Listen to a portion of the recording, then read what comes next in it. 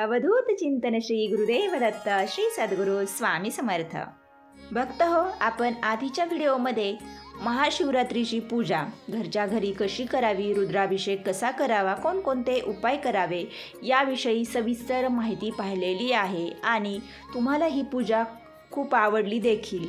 तर पूजा विसर्जित कशी करावी हा एक प्रश्न आहे आणि जर तुम्ही पूजा व्यवस्थित केली आणि त्याची विसर्जनसुद्धा तुम्ही चांगले केले तर तुम्हाला या संपूर्ण महाशिवरात्री उपवासाचे किंवा या सेवेचे फळ लगेच मिळणार आहे. त्यासाठी आपल्याला पूजा विसर्जित कशी करावी याबद्दल माहिती आजच्या व्हिडिओमध्ये पाहायची आहे.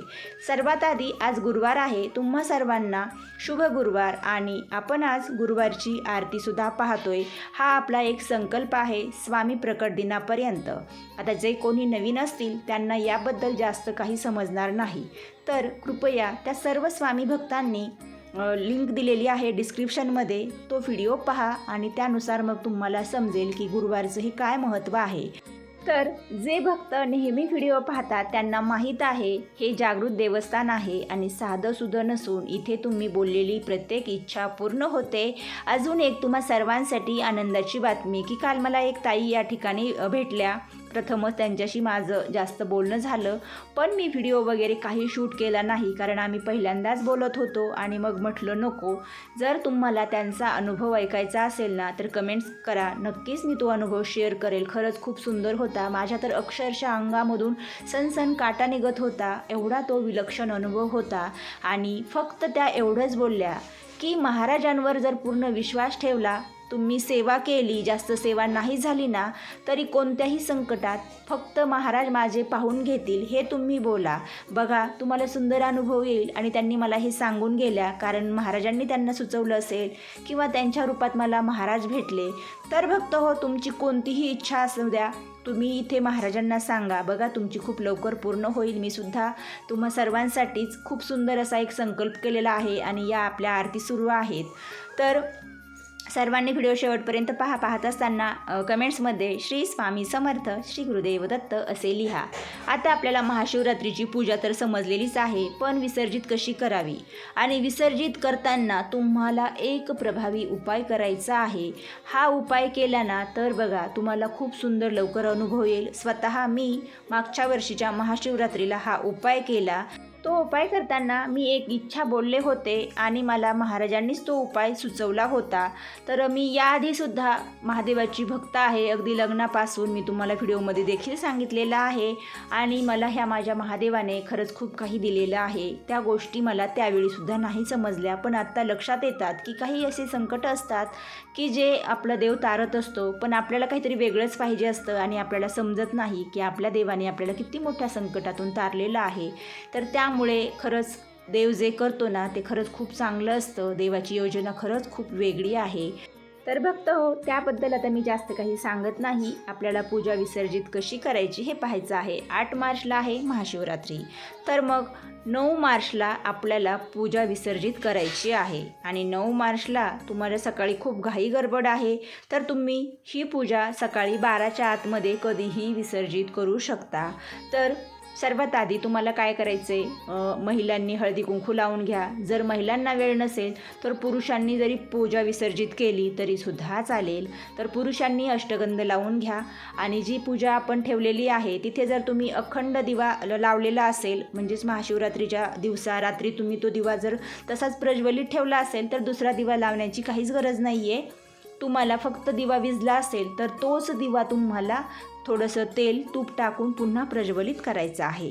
दिव्याला हळदी कुंकू लावून एक फूल ठेवायचं आहे. स्वतःला हळदी कुंकू लावून घ्यायचं आहे. आणि सर्वात आधी श्री गजाननाला म्हणजेच आपल्या गणरायाला अष्टगंध लावून घ्यायचा. देवी पार्वतींना हळदी कुंकू लावून घ्यायचं आणि नंतर मग आपले जे शिवलिंग आहे ज्या ठिकाणी आपण पूजा केलेली आहे शंभू महादेवाची, तर त्यांना थोडंसं भस्म वाहून घ्यायचं आणि मनोभावे नमस्कार करायचा. थोड्याशा अक्षदा घ्यायच्या आहेत अखंड आणि देवी पार्वतीवरती सुद्धा वाहून घ्यायच्या. पूर्ण पूजा जी आहे त्या पूजेवरती अक्षदा वाहायच्या आहेत. तर मग धूप दीप लावून घेतलेला आहे. तर मग तो धूप जो आहे तो सुद्धा तुम्हाला 3 वेळा ओवाळून घ्यायचा आहे. दिवा 3 वेळा ओवाळून घ्यायचा आहे आणि देवाला नमस्कार करायचा आहे. मनोभावे एक प्रार्थना करायची आहे. हे शिवा महादेवा, देवा तू जसा भोळा सांब सदाशिव आहे, तू प्रत्येक भक्ताला प्रसन्न होतोस, तर मी सुद्धा तुझी भोळी भाबडी एक भक्त आहे आणि माझी भोळी भाबडी सेवा तुम्ही प्रसन्न करून घ्यावी, तुम्हाला ती आवडली असावी. जर सेवेमध्ये काही कमी किंवा माझ्याकडून काही चूक झाली असेल तर हे भोळ्या महादेवा कृपा करून मला क्षमा करा. माझ्याकडून ही चूक अजाणतेपणी झाली असेल तर देवा मला चांगला मार्ग, चांगली बुद्धी, चांगलं आरोग्य आणि भरभरून आयुष्य द्यावं, हीच तुमच्या चरणी प्रार्थना आहे.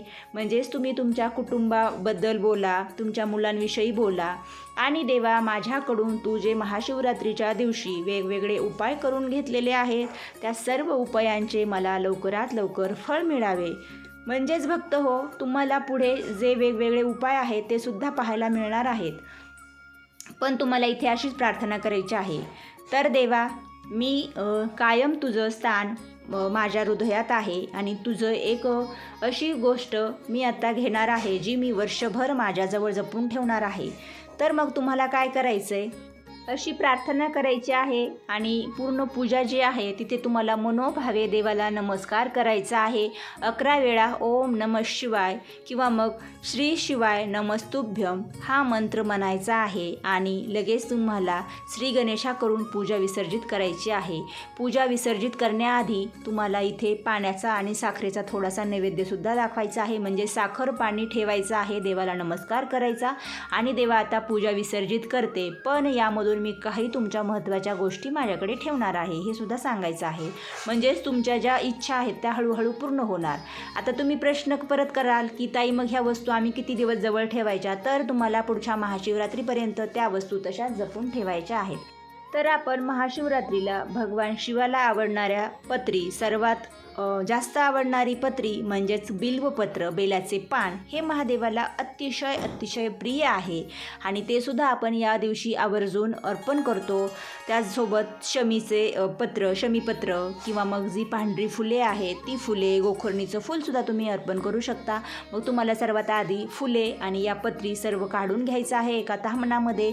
ज्या तुम्ही अक्षदा किंवा वेगवेगळ्या या दिवशी शिवामूठ वाहणार आहात त्यासुद्धा तुम्हाला एकत्र घ्यायच्या आहेत. पण यावरती तुम्ही जे तांदूळ वाहिलेले आहेत ना त्यामधून अखंड तुम्हाला 11 तांदूळ वेगळे काढून ठेवायचे आहेत आणि जे आपण महादेवाच्या शिवलिंग आहे त्याच्या खाली एक आपण बेलाचं पान ठेवलेलं आहे. आता तुम्ही पूजा करताना पाहिली तुमच्या लक्षात येईल ते बेलाचं पान तुम्हाला पूर्ण पिंड वगैरे काढून घ्यायची आणि आधी तुम्हाला गणपतीची पूजा काढायची आहे, नंतर देवी पार्वतीची आणि नंतर मग तुम्हाला जे आपण पिंड वगैरे सजवलेलं ताट आहे त्यामधील तुम्हाला मग पूजा काढायची आहे.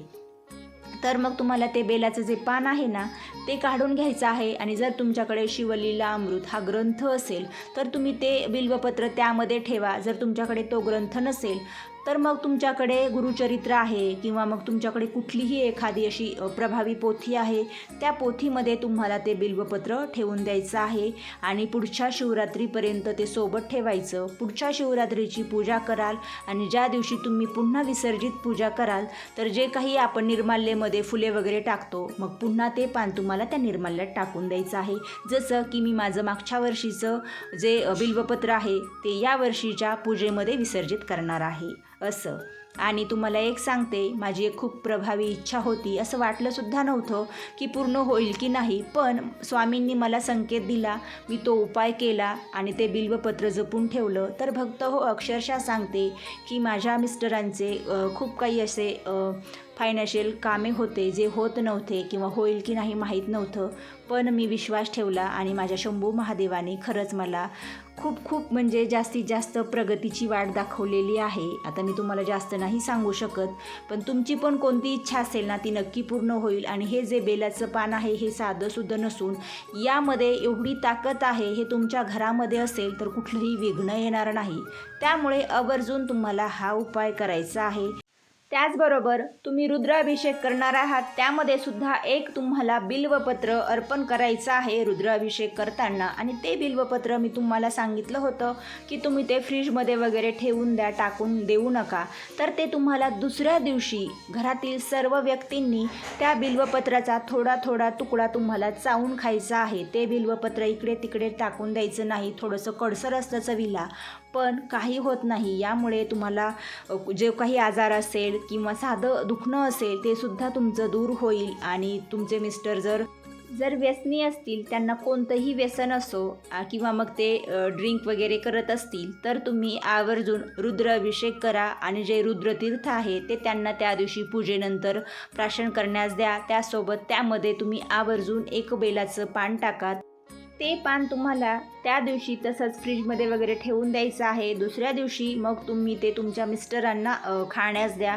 तुम्ही सगळेजण थोडा थोडा तुकडा त्याचा चावून खा.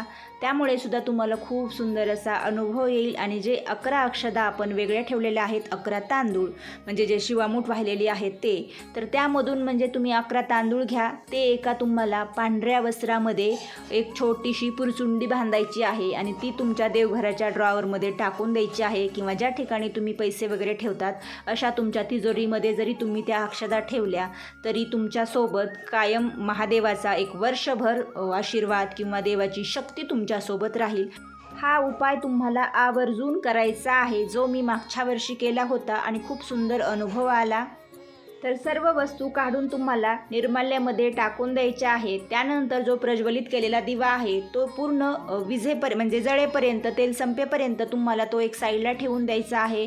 आणि जो काही तुम्ही धूप किंवा अगरबत्ती आदल्या दिवशी आणि दुसऱ्या दिवशीसुद्धा लावलेली आहे त्याची रक्षा तुम्हाला एखाद्या पुरचुंडीत थोडीशी बांधून ठेवायची आहे. बाकीची रक्षा तुमच्या घरामध्ये सर्वत्र थोडीशी ओम नमः शिवाय म्हणून फुंकर मारा. आणि जे काही तुम्ही विसर्जित करताना देवाला साखर पाणी ठेवलेलं आहे ते पाणी तुमच्या घरातील सर्वांनी तीर्थ घ्या आणि साखर आहे ती प्रसाद म्हणून खा. आणि अशा पद्धतीने तुम्हाला पूजा विसर्जित करायची आहे. पुन्हा मग देवीची आणि गणपतीची इतर देवांसोबत पूजा करायची आहे. दररोज आपण जशी पूजा करतो तशी. आणि मग तुम्हाला देवघरामध्ये स्थापना करायची आहे. तर अशा पद्धतीने पूजा विसर्जित करा आणि जे जे उपाय सांगितलेले आहे ते आवर्जून करा. तुमची कोणतीही इच्छा असू द्या, नक्की ती पूर्ण होईल. तर भक्त हो, महाशिवरात्री पूजा विसर्जित कशी करावी याबद्दल तुम्हाला संपूर्ण माहिती समजली आहे. आणि काही प्रश्न असतील तर कमेंट्स करा. आता वेळ आहे आपल्या आज गुरुवार विशेष प्रश्नाची. आणि प्रश्न सर्वांनी लक्ष देऊन ऐकायचा आहे. उत्तर देखील याच प्रश्न सर्वांनी लक्ष देऊन ऐका. भगवान शिवशंकरांना कोणत्या झाडाचे पान अतिशय प्रिय आहे आणि त्याचे महत्त्व देखील तसे जास्त आहे? तर भक्त हो, आजची माहिती तुम्हाला आवडली असेल तर व्हिडिओला लाईक करा आणि हा व्हिडिओ पुढे जास्तीत जास्त शेअर करा. जे नवीन आहेत त्यांनी चॅनलला सबस्क्राईब करा व शेजारील बेल आयकॉन प्रेस करा. म्हणजेच तुम्हाला या चॅनलवरील नवनवीन व्हिडिओ पाहायला आणि ऐकायला मिळतील. आजची सेवा स्वामी आईचरणी आणि श्री गुरुदत्त महाराजांचरणी अर्पण करूया. श्री स्वामी समर्थ. श्री गुरुदेव दत्त.